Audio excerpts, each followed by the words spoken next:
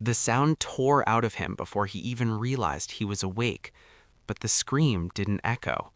It vanished instantly, swallowed by the space around him, leaving only the burn in his throat and the violent pounding of his heart.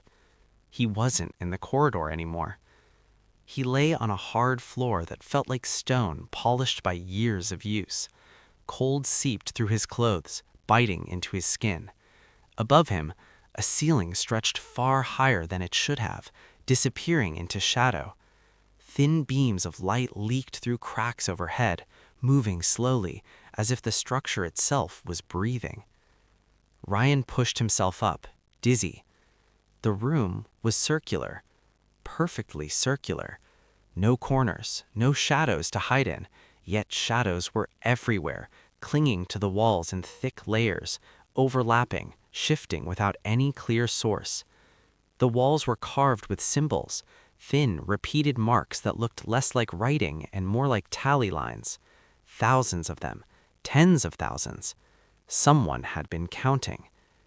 Rayan staggered to his feet. The moment he stood upright, the marks on the walls began to move.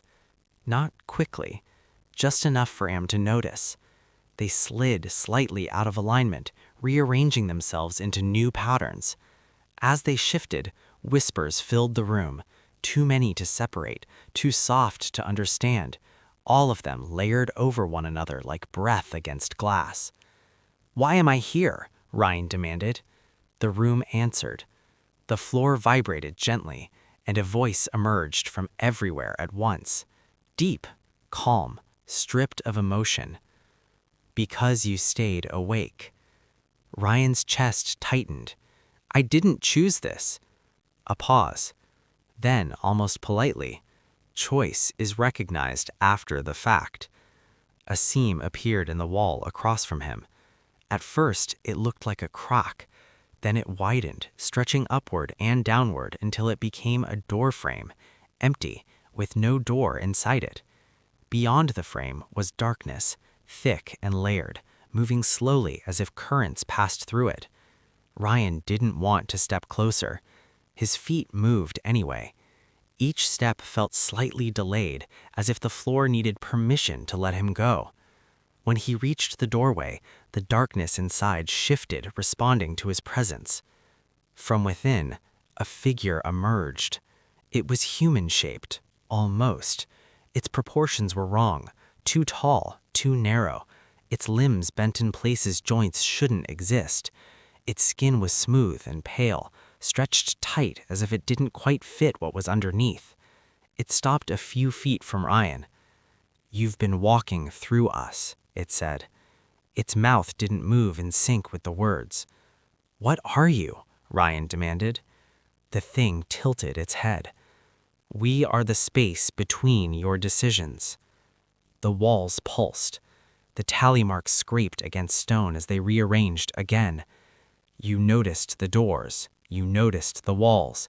You noticed the way this place listens." Rayan swallowed. "I want to leave."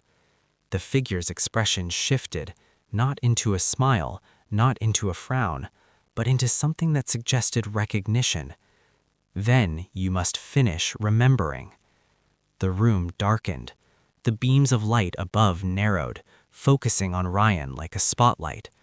The walls dissolved outward, pulling away, stretching into distance.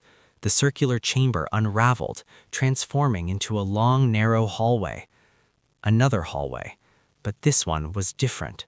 It was made entirely of doors, floor to ceiling, side to side, thousands of them pressed together so tightly there was barely space to walk. Each door had no handle, no lock, only a narrow slit. From behind every slit came sound, breathing, whispering, soft, repeated knocking. Rayan stepped forward, slowly, carefully. As he passed the doors, whispers grew clearer. Some begged, some warned, some called his name like they'd known him all his life. One voice cut through the rest, clear, calm. "Rayan." He stopped. The door beside him trembled slightly. Against every instinct, he leaned closer. "What do you want?" he whispered. The voice answered immediately. To be remembered.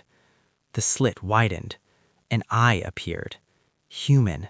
Terrified. Don't open it, the voice begged, from behind him this time. Rayan spun around. The tall figure stood there again, closer now. You can't save them. You can only join them. The hallway began to narrow, doors pressing inward, compressing the space. The knocking grew frantic. The breathing turned desperate. Rayan backed away, heart racing. What happens if I open one? He asked. The figure's head tilted slightly. You stop being alone. The pressure intensified. The doors creaked. Somewhere far below, something massive shifted, as if the entire structure was adjusting its weight.